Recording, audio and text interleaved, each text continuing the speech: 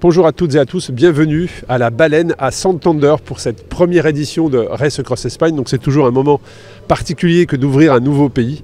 Et pour ouvrir un nouveau pays, j'ai un invité exceptionnel qui est le vainqueur de Race Across Belgium 2024. Salut William. Exact. Bonjour Arnaud. Bienvenue en Espagne. Merci. Est-ce que tu connaissais la région de Cantabrie? Non, pas du tout. Bon, je ne connais pas du tout cette partie-là, ni même l'Espagne en général. Bon, là tu vas découvrir, ça va être l'aventure, puisque vous traversez l'Espagne, vous partez de Santander dans quelques minutes. Santander, direction Valence, donc la région de Cantabrie. Et puis ensuite, vous allez vous diriger vers Valence, à Ribarora, d'Eturia, avec une base de vie à Molina, au centre de l'Espagne. Et alors, comment psychologiquement, à quelques minutes, quelques heures du départ, je sais que c'est un objectif pour toi, il y a du beau monde au départ, donc voilà, tu es dans quel état d'esprit? Bon, l'état d'esprit, il est toujours le même quand on prend un départ d'épreuve comme celle-ci. On l'a bien préparé. Après, j'ai pris beaucoup de temps à regarder la trace, à étudier un peu la stratégie qu'on pouvait adopter. On a des horaires de départ qui sont un peu inhabituels, donc il va falloir s'habituer. On va passer pas mal de temps en nuit, donc voilà, ça va être l'aventure. Ça va être l'aventure. Qu'est-ce que tu penses de ce lieu de départ? Eh ben, écoute, la météo va être au rendez-vous. J'ai trouvé que j'ai fait un petit repérage pour sortir de la ville sur la trace là, et j'ai trouvé que la sortie était vraiment très sympa. Les pistes cyclables sont très sécurisées, les automobilistes sont très respectueux des cyclistes. Exactement. Et ça c'est pas commun, on trouve pas trop ça à Paris, donc là on est content. Et puis après, une fois qu'on est sorti, après l'aéroport, là on est tranquille, on est tout seul. Alors effectivement, moi je suis venu en janvier déjà rencontrer les élus. On avait une conférence de presse où on a été magnifiquement bien reçus, prise au sérieux, je tiens à le préciser, mais on a vraiment été accueillis à bras ouverts par la région de Cantabrie pour cette première édition de Race Across Spain. Et puis on avait des préconisations des élus en nous disant voilà, nous on a mis en place des choses pour la mobilité douce à Santander, si vous pouviez emprunter. Donc on leur a dit bien évidemment qu'on était favorable, mais qu'on allait aussi regarder pour que ça corresponde à une Race Across. Et puis on a tracé circuit. Alors vous allez partir effectivement en bord de mer. Alors là, les vues sont splendides. Comme tu l'as dit, les pistes sont sécurisées et respectées par les touristes. Mais encore hier soir, j'ai pu aller reconnaître les premiers kilomètres dans Santander et les pistes cyclables sont libres, dégagées. Donc tu peux vraiment rouler. Et puis on passe sous des monuments qui sont... moi j'ai adoré. Franchement, quand tu es organisateur et que tu sais que tes coureurs vont s'élancer dans ces conditions, c'est magnifique. Et puis ensuite l'aéroport, et derrière vous allez prendre la direction d'un parc animalier. Là aussi je tiens à remercier Jean-Michel qui nous a accompagnés dans la mise en relation, qui est un membre de l'équipe depuis maintenant 3 ans, qui nous a mis en relation avec les élus et la région de Cantabrie, et qui a eu cette idée de passer dans un parc animalier. Donc c'est vrai que c'est un parc qui est avec une entrée payante. Alors bien évidemment, pas pour vous, mais les touristes qui veulent visiter ce parc, c'est un accès payant, puisqu'il y a 110 espèces. Vous allez passer... alors par contre, je vais avoir beaucoup d'ennemis très vite, puisque les pourcentages dans ce parc sont très importants. Tu penseras à moi quand tu seras dedans. Ouais. Mais par contre, vous allez rouler au milieu de girafes, d'éléphants. Et donc voilà, déjà, je pense que les 25 premiers kilomètres vont être sympas. Et ensuite, comme tu l'as dit, vous allez vraiment rentrer dans le centre de l'Espagne, où là, il y a des zones où vous allez être probablement seul, mais c'est aussi le bikepacking, l'aventure, la découverte, le fait de savoir se gérer entre les bases de vie. Donc tout ça va être très intéressant d'avoir ton retour. Toi qui découvres l'Espagne, vous allez passer dans des villages qui sont les plus beaux d'Espagne. Il y a plusieurs villages dans lesquels vous allez passer qui ont été, alors pas par nous, bien évidemment, mais qui ont été élus comme les plus beaux villages d'Espagne. Donc ça va être intéressant d'avoir ton retour après. Comment, William, tu as préparé Race Across Spain comparativement à Race Across Belgium que tu avais remporté l'année passée?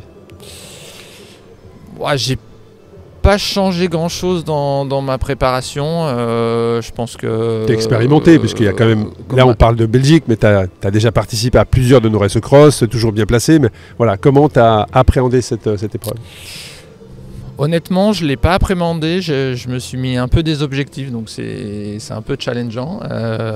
Il y a quelques gros concurrents au départ, notamment Damien, forcément.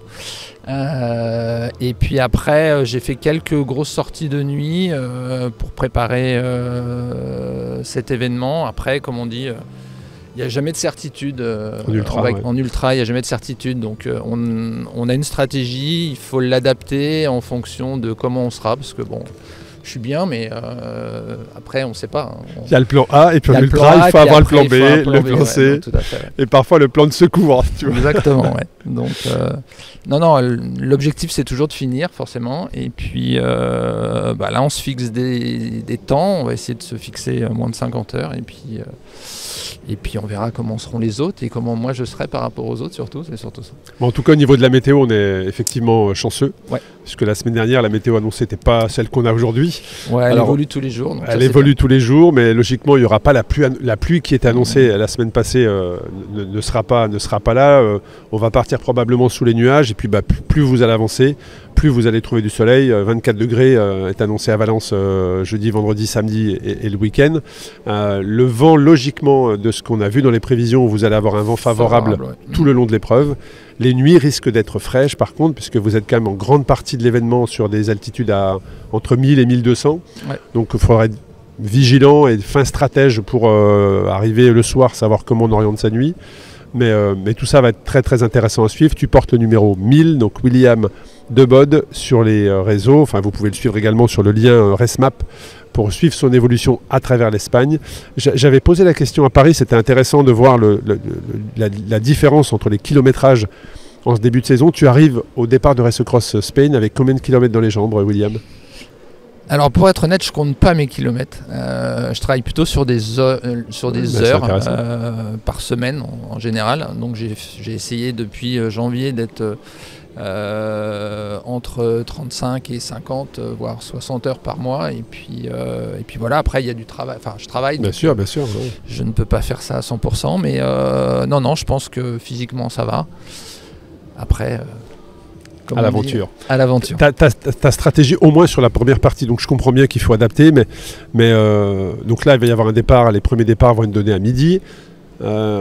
C'est quoi ton objectif ? C'est d'aller dormir à la base de Vie, qui est située au 550e kilomètre, je crois, de mémoire. Ouais, 530. Ouais. Voilà, 530. Donc c'est quoi ton objectif ? C'est de se dire, je roule, je dormirai là-bas, ou je roule, je dors ce soir, ce soir ou dans la nuit quelque part, et je repars derrière faire une journée entière.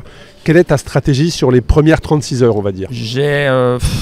Alors normalement, j'ai fixé base de Vie demain matin. En fonction de la moyenne, il faudra voir si on peut pousser ou pas, mais logiquement, je ferai un petit stop à la base de Vie.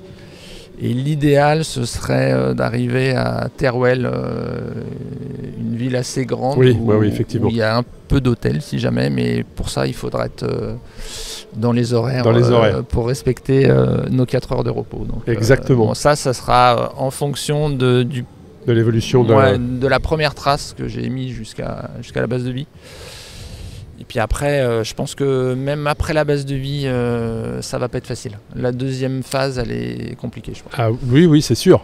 On pense qu'effectivement, c'est vrai, quand on va la traversée de l'Espagne, si on prend la carte, la base de Vie est située, alors sur la carte, on va dire aux 2/3 de l'Espagne, hein, tu vois.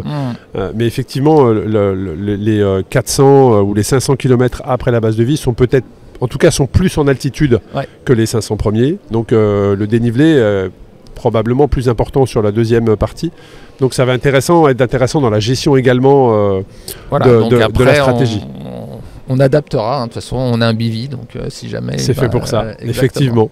Est-ce que tu es connecté, William, quand tu es sur les épreuves ? On voit beaucoup de participants de bikepacking qui, alors qu'ils roulent, moi ça me bluffe à chaque fois, alors qu'ils roulent, connaissent l'évolution des autres participants, sont connectés sur les applis. Et comment toi tu évolues ? Est-ce que tu es dans ta bulle, tu es concentré sur ton effort et ta stratégie, ou est-ce que quand même tu regardes un petit peu ce qui se passe autour ?